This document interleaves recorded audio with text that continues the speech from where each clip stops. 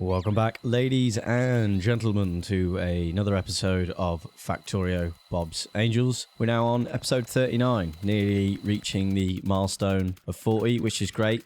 So, bit of a mishap. I thought I'd started recording a moment ago in terms of past me, not current me. I thought I was recording and I did a few things, and after about 10 minutes I realised either I'd hit the record button, it hadn't worked, or I had, and whatever. It wasn't recording, basically.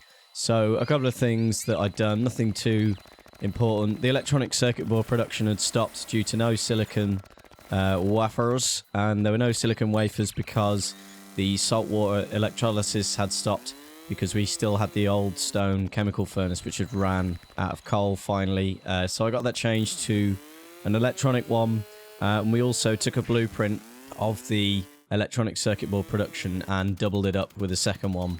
And I also added the production of the electronic assemblers in the factory so that the factory could place that out for me, just to speed up the production of those, because we are now using a large amount of those electronic boards for stuff like laser turrets and other various things. So the factory is now fairly well equipped to produce quite a lot of laser turrets for us. I believe it's now producing them continuously. There's nothing holding them up, although we've now not getting enough crude oil coming through from the first crude depot, or crude outpost, sorry, not the crude depot, that's where it goes to. So we come and look at getting these, I believe there's 4 crude points here that we can get hooked up, so we come and have a look at getting the second fluid station set up using the better station design, which was advised by Henrik in the comments, so much appreciation for that. Done some testing with it outside of this game, and yeah, I can't believe I've never thought of that before. It works a lot faster, especially with tanks placed on both sides of the rail tanker. I'm probably not going to bother with tanks on both sides of this one because, again, this one's going to deplete like the other. We could probably modulate it up later on, but when they get to like 0.2 crude oil a second, I'm not sure how important it is, but we'll give it a go once we do get to the module level. So hopefully I lay this out correctly. I believe it's right. The tanks go right up next to the rail tanker with pumps feeding directly into the tanker. One thing I keep doing though, which I did on the other, are these kind of fluid splitters, but they don't seem to really work very well on this station compared to the other, but I don't know if that's just because I did anything slightly different. I think I laid it out alright. It's just to try and get each of the 4 loading set of tanks loaded equally. Now I do join all these together on one pipe, but later on, if I do come and modulate in it, if it is worth it, I will obviously give them their own individual pipes inputs into the rail tanker. There is actually 4 pumps here, and if they did all pump equally, you could probably put one into each tank, but again, it'd probably get a bit unbalanced. So I start laying stuff out, I get them pumping so we can start buffering it, and we get quite a lot of fuel from these 4 with the higher tier pump jacks. It's a bit awkward coming in from the side, trying to get it to lay out so that it feeds it all equally because of the weird fluid mechanic. But yeah, we get it laid out. The idea is that the first tank splits into the 2, which then splits into 4 because there's only 2 outputs on a tank. I suppose I could just have it all feeding into 2 tanks and then just have those split off to 4. I guess I don't really need the 2 splitter, but I might go do some testing and see if there's a better way of doing it. But it kind of works for now. It's sort of roughly equally splits it, so it'll sort of do for now. But yeah, we've got no crude in the factory at the moment, or we've got a very small amount. So what I'm going to do with the train is, for the other crude depot, say leave either when you're full or after 30 seconds, because within 30 seconds it's definitely going to pick all the crude that's built up there within 30 seconds. So it's never going to hang around there aimlessly, and it'll always come back to here to get the majority of the crude, and anything that does build up there, it'll just pop in there occasionally every time it's come back from here if we need it, because there is still going to be some produced there. I'm not going to shut it down completely, but yeah, if I modulate it up, we could end up getting quite a bit from it still. But we get this all set up. It's quite a handy little resource area here. We've also got some coal we can access whenever we want, but by putting in the track to the Crotinium, we've immediately got access to this crude and a bit of coal as well, which is very handy. And we also just have a mess around with the signals. I don't like having too many of them around, but yeah, there's no point having them past that point, so I just get them put in for the loop. I still need to come and connect the green circuits up here to control the crude going in. I'm just thinking now, I may have actually forgotten to do that this episode, but we'll see in a minute. We also come and look at expanding the Crotinium mining again, because a few of those are depleted. We're kind of running off the infinite patches at the moment, but I want to clear all the normal patches before we fully utilize all the infinite patches. And I now have some red splitters as well, so we can split that up a bit. And I try and do a bit of balancing of the belts to get this a bit more equal. And we use up some of the vast amount of substations that we built up from my lack of restriction. I should probably stop reminding everyone and myself of that. I don't need to keep going on about it. It's all fixed now. So I have a mess around with the... I think I sent the file train back. Yeah, I sent the file train back. Then I was going to take the Crotinium train back. But because there's enough Crotinium in there to close the circuit, I wasn't actually able to take the train back. And then we experienced the same issue with the Sapphirite. I want to go up and check the defenses at the Sapphirite outpost. And I try and send the train down. Then it doesn't come because of the circuit condition, and I tell it not to come. Then I turn the circuit condition off, and then tell it to come again. It still doesn't. So then I just increase the amount to set it off, and then I copy and paste the value back in to set it back to normal. So that's one little frustration about that. I can't use the resource trains to go out to the outpost if we've got enough of that resource. So I have to mess around with the constant combinator to get it to send the train. Or I suppose I could probably, on that extra station where I was going to have the military train, I guess I could create my own personal train with no carriages or with different stuff in it, like defences and stuff, instead of coming and using the file train. I don't know. But yeah, I'll need quick access to the outpost. I suppose I could just drive places. It's not too much longer. But once I get to the final power armor, I'll be able to run faster than any train ever built. Not really, but yeah, you can still run pretty fast, so I'll be able to run places fairly easily. So we come up to the Sapphirite just to check on the defenses. I haven't upgraded this to laser yet because my plan is to push out to the bottlenecks on the lakes and eventually clear this whole area of biters. So I'm just going to try and rely on these defenses for a little bit longer, and then we'll go and get those bottlenecks filled in with some laser turrets, and we no longer have to keep manually coming and checking this area. But it's kind of good to keep coming up here anyway, because I can just keep moving the miners around until we've got rid of all of the standard patches, and then we'll blitz that area for all of the infinite patches, because a lot of them haven't been tapped yet, so they'll be nice and fruitful for a while before they get down to the smaller amounts. But yeah, the plan is to have that full area cleared. It looks like there's a nice set of lakes going around the edge, so we'll be able to fill in all of the bottlenecks, clear the whole area, and we'll have access to another 2 Sapphirite patches and a Jivolite patch.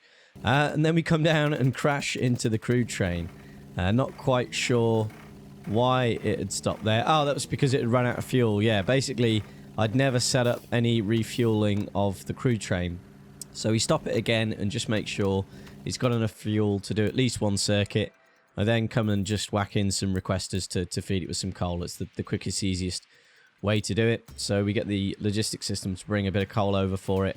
And it actually completes its circuit fairly quickly. We leave here, we come round the loop and down, and I believe it passes us while we're here. We come and just finish off laying out miners for the coal, or almost finishing off. We finish off mining the normal patches, so we're nearly down to just infinite patches there at the coal. And as we were leaving, the crude oil train did pass us.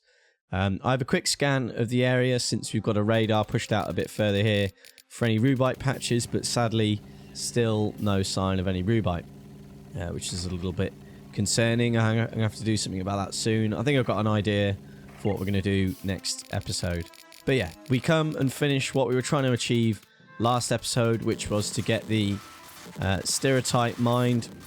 We're nearly there. We just need to extend these defenses out a little bit longer to protect the train coming down along this lake, and then we bring the train round into below the ore patch, so we've got enough room to access the Crotinium patch as well. There's enough space for a station for both. But looking at these defenses, which are solely laser turrets, they are gradually taking damage, so over time they would get overwhelmed by biters. So this isn't exactly ideal, but when I get a few more sniper turrets, I'll probably just come and double these up and have 2 thick lines of sniper turrets, because that seems to work quite well down in the southwest area. They seem to be holding all right. So yeah, once I've got a bit of a stockpile of laser turrets and some more solar panel and accumulator, I'll come and double these up, and they should be able to hold on their own. But I will put in some sniper turrets as well, just to back these up. I wasn't too happy with the placement of substations here. They're a little bit too close together. I might come in and redo these at some point, but I kind of rush it just because I want to keep plenty of things going on in the episode. But yeah, again, you can see there they're managing to do damage to the walls and turrets, which isn't great. So I throw in some sniper turrets crudely just to help out for now, because yeah, I don't want to waste time doing defenses at the moment. They're things I can tidy up outside of episodes, as long as you get a general gist of what I'm doing with it. And I come and clear some trees. I think I've run out of laser turrets, or the majority of laser turrets. So again, I use the method that we use up in the Sapphirite area, because I have a stupid amount of sniper turrets on me at the moment. And we just come and have these thick blocks of sniper turrets laid out just to protect this area for now. It'll do for a bit until we can get the laser defenses finished. I believe when I come back to the factory next time, there are quite a lot of laser turrets built up, so it is now finally doing a nice job of producing those. So hopefully we're not going to have to sit around waiting for those to be produced anymore, because I did wait for quite a few to be buffered in between episodes, and we really didn't get very many. But with the improvement of the electronic circuit board production, they do start to come through quite nicely. I'm a bit worried about the polished gems. I believe the red ones are currently used for the tier. We're not creating many geodes, so we're probably going to run out of the geodes required for the red kind of stone. So I don't know if I'm going to have to do some crystallized slurry, or whatever it is, the green slurry, or if I'm just going to have flotation done of the right kind of geode, so we're always getting enough coming through. I think we've polished all the raw stones we have available of that type, but we'll just see how it goes. If we run out, I'll take the time to work out what I need to do, but at the moment I'm just concentrating on getting these things done. So we use the resources in the file train to get the stirotite station set up, and we start to lay out the splitter and miners. At the moment the splitter's kind of at a funny angle. I'd probably want it the other way, but we'll redo it once we're down to the infinite patches, which is quite small on this area, although it is a fairly sizable patch, which is nice. But again, like all the other mining areas, we'll mine all the normal patches first, and then once that's done, we'll tap into the infinite areas. So I get a bit of a weird shaped layout done, but 8 of the Mark 3 miners should be more than enough. And then we use the red splitters, because 2 red belts will split nicely onto 4 yellow. I won't bother upgrading that to a red balancer just yet, only if we absolutely need to. And that's now all set up. We get it named STI1. I don't know why I'm using these 3-letter abbreviations. They're clearly working great. But yeah, we get that laid out. So we're going to head back now, get the resources to get the train produced, and we can finally get some stirotite coming in that isn't from the starting area. So the only starting area patches we need to replace now are bobmonium and rubite. So next episode we'll be working towards the bobmonium, but as it's episode 40, I think I'm going to do a pretty sizable Bob's Angel of Death. I'm probably going to try and get in 2 hours of clearing.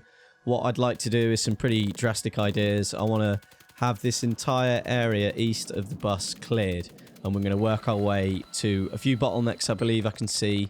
The only place we are missing a bottleneck is sort of south of it, so I'm going to have to build a pretty sizable wall there. But yeah, it's going to be quite a lot of recording, so 2 hours of bite slaying should hopefully be enough to clear that area, but it is going to push the pollution up to maximum, so bite slaying is going to be the hardest it's ever been. Maybe it's not the best idea, I don't know, but it'll give us access to some more thermal water and some bobmonium. So that's another thing I can get on with soon, is getting the thermal water done for Lithia. We can get the next stage of batteries done, we can get the next stage of science up and running, and we can start to really work our way towards getting some power armor and getting close to launching rockets, which is obviously the end goal here. I get some rubber production set up so that we can start automating the circuit wire production in the factory, but for now I'll just get the insulated wire done. But I probably should have done all of it. It wouldn't take that long, but it's so we can at least get the circuit wire expanded down to the stirretight area. And I realise now I don't actually get it extended over to the new crude outpost. I probably should have done, because it's already there for the Crotinium. It only needs a couple of pieces, so I really should have done it at the time. But yeah, obviously past me was not concentrating very well. Next episode, Bob's Angel of Death. It should be the last one, hopefully, fingers crossed, where I do it with turret pushing. It should be the last one I have to do that. Bobmonium's the last main patch I need to push to. We've now got access to infinite patches of each variety, so pushing out for outposts shouldn't really need to happen for a bit, unless I find some rubite on the map and I desperately need it. If I can try and get by without rubite in the meantime, if we get enough lead going through, then I can happily work my way towards getting some power armor and then eventually pushing out to rubite then. But if I can't get enough lead coming through, I don't have a choice. I'm going to have to find some rubite and possibly do a bit more biter pushing with turrets, but we'll see. Next one's going to be a pretty big one. We can have a bit of a gap, and then depending on how lead goes will depend on you know, when we push out to the rubite and how I do it. Make a pretty poor job of colouring the train like stirretight. It looks nothing like it. I think I had another go after the episode and I kind of get the colour a bit better. I could probably go and look up what the colour actually is. It's probably somewhere online, but I'm not too bothered. And we come and have a look at getting the circuit condition connected up.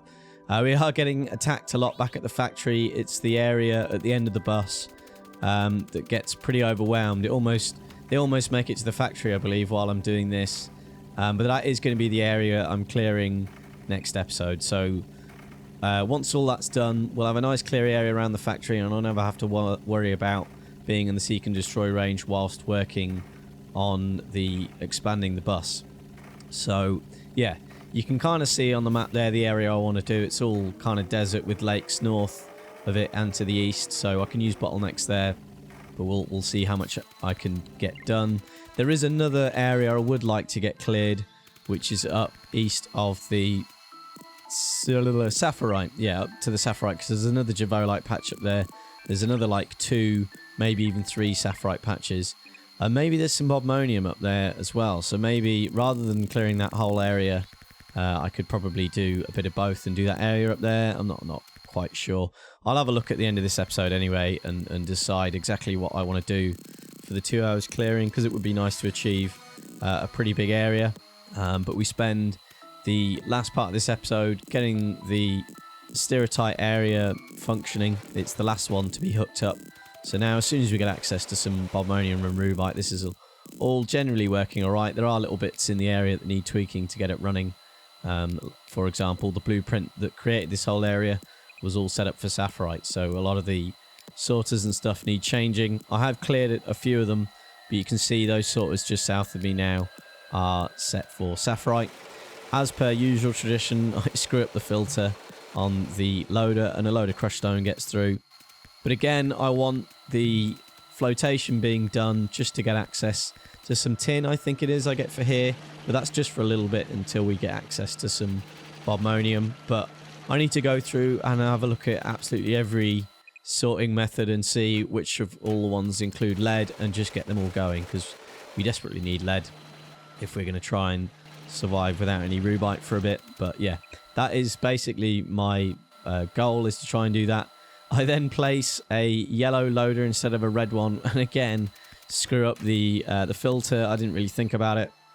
It's a bit frustrating that when you're replacing a loader that it doesn't carry the filter value over from the one you're replacing. But yeah, I just keep forgetting it. It's not the end of the world, but one day it might go and screw up a whole system and dirty up a whole load of things. But yeah, we take a nice little long time getting rid of the Javolite we have there. I'm not even sure why I even had that on me there. Must have picked it up from somewhere or had it on me for a bit. But yeah, then the attacks start. We start to lose quite a few turrets. This is basically the area just east of the bus. The biters have overwhelmed the sniper turrets, and then construction robots are trying to replace them, but without ammo in. And it's just this horrible mess where loads of stuff's getting destroyed. But we also get the purified water filtering set up for the flotation of that area. Each area gets its own dedicated filtering bit. I don't know if this is overkill, but at least we'll always have enough to keep it running. But I don't have any iron on me at all, so I can't create the tank for it or the pump, but I do get that done at the end of the episode. But that's going to be all we have time for. It's all I had time to record for today, but I do hope you have enjoyed. Please do come and join me next time for the Bob's Angel of Death. But until then, bye-bye.